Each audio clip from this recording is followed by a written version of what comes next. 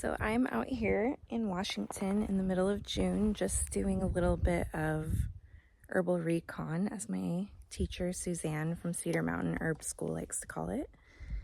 And I've just been driving out here where I used to go foraging several years ago. And I haven't actually been off of the Forest Service roads in a while. I found one of my favorite spots where in probably a couple of weeks, all of this pearly everlasting, you can see this, let's see if we can get close to it.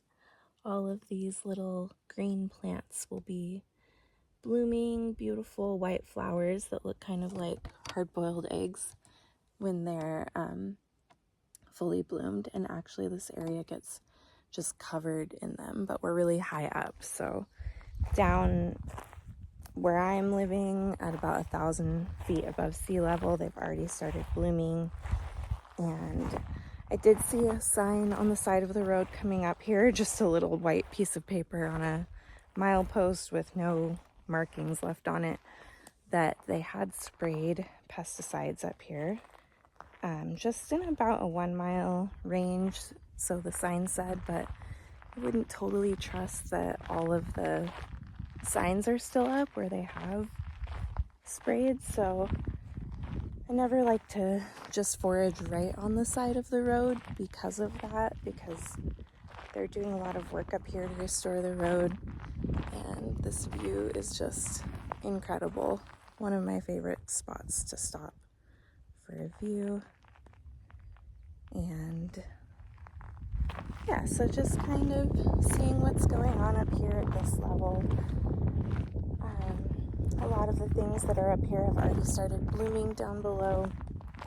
We have this area gets just a ton of tansy, these beautiful yellow flowers that sometimes I would use as like an insect repellent. If you can see these leaves, they look kind of ferny, but they get really tall and have these really beautiful yellow flowers. I also like to put them in sage or like smudge sticks. And what else out here? There's a lot of willow, as everywhere in Washington, along the sides of the roads, along waterways, everywhere. And then we've got some thimbleberry here in flower, going into berry. Also a sign that there's going to be bears out here. And my friend Linda that had a huge piece of property out here, she gave me some bear spray when she knew I was foraging out here.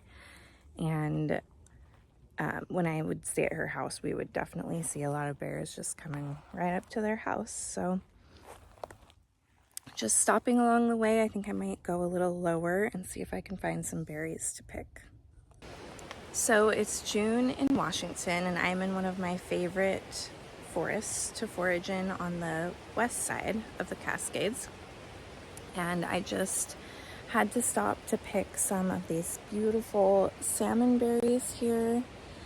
These orange berries you can see here.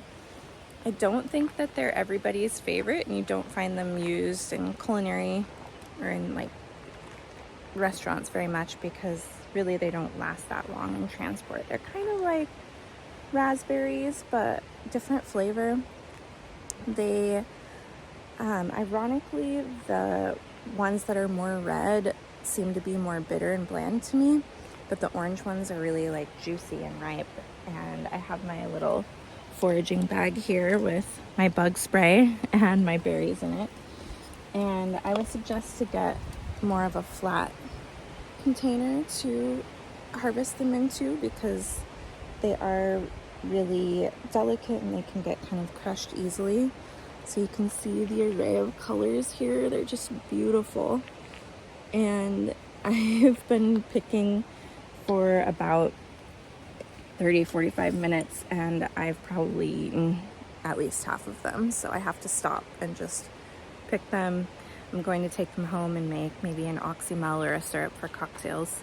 And it's a really great way to get in some diversity, micronutrient diversity in your diet. And more nutritious because it's wild for the most part, and also just really high in antioxidants like most berries are. So I'm gonna walk along this road and show you a little bit more of what I find, which I won't really be harvesting anything else today, but as in or around old growth forests, you can kind of see how big everything is. This horsetail is as tall as I am, and there's nettle growing above that, which I'm not very tall, but you can see just how big everything gets here. So I wanted to point out where the salmonberry is growing. I did feel a little sting, and I thought, oh, the bugs are so bad right now. But actually, a minute later, I thought, I know that sting, it's nettle.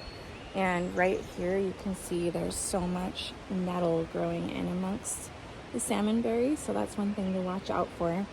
It is starting to go to seed, and I wish I had prepared more time because there are a lot of nettle plants that have gone to seed, and I love harvesting nettle seed to make a salt with, or even just dry it and eat it. I had a little nibble of some seeds just a minute ago because it's afternoon and wanted a little pick-me-up. So you can see also how tall the nettle is here. Maybe you can see it, but it's growing about 7 or 8 feet tall in places. And one thing that I thought was interesting that I hadn't really noticed before is, so this is nettle. I just stung myself again. And growing right next to it, some of them are taller, but growing right next to it is dock. So this plant here, which is also a medicinal plant, but not something we really eat like the green seeds of like this, but it actually looks so much like the nettle. My camera will focus on that, like the nettle seeds. I could just see getting those two mixed up. So just wanted to point those out. So here is more of that really tall nettle reaching up behind me, and right below it, which is actually also growing really high for this herb, is herb Roberts. These little lacy leaves with the pink flowers, and then the cute little seed pods. You can kind of smell it because it's in the geranium family. That's a medicinal herb that I love to use. It is purported to be great for anti-cancer, and yeah. So herb Roberts, oh, here you can see it better this way. It's this beautiful pink little flower geranium plant. It is growing to about 3 feet high here, which is amazing. It smells so good. So I thought this might be a little easier to see here. The nettle seeds growing over my head. And these ones, yeah, these ones are ready. You can tell when they're still in flower, they're a little like white and fluffy, and there's some like that actually just down the stem from that. So these ones are not ready. They haven't turned into seeds yet. Actually, these ones look like they're struggling a little bit anyways, but that's a good example of some fully ripe nettle seeds. Risking getting stung. Just going to have a little snack. And if you're afraid of getting stung, which I never have from eating them, but some people say you can, I would just maybe make a little salmonberry taco and wrap it up in a salmonberry. And then once you crush it, it can't sting you. So I'm just getting back to my favorite little river spot to take a dip. And speaking of how big the plants get here, we have some Devil's Club, really great examples of it, I think. You can see the thorns. This one does look like struggling a little bit. This would be the flower where it would normally turn into berries. Doesn't look like it'll happen on that one. There's one that will probably turn into berries.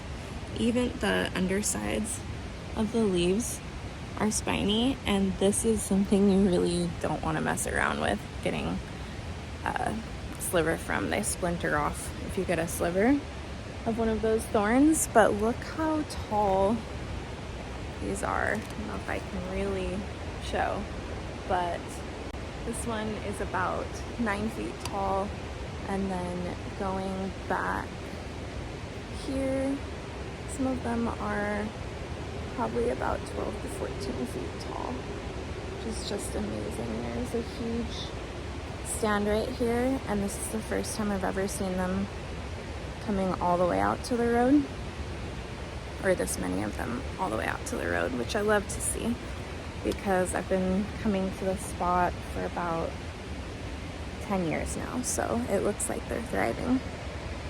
So I am at the end of my foraging for the day, and I'm just gonna go take a little dip in the river, and I'll show you, if I can, how much it's changed. Just since I've been here last, it has been about 4 years because I was living in Hawaii.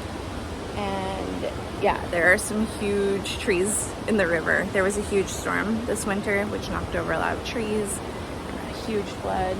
So it is wild to see how different the river is. It used to be like a much bigger little swimming pool here.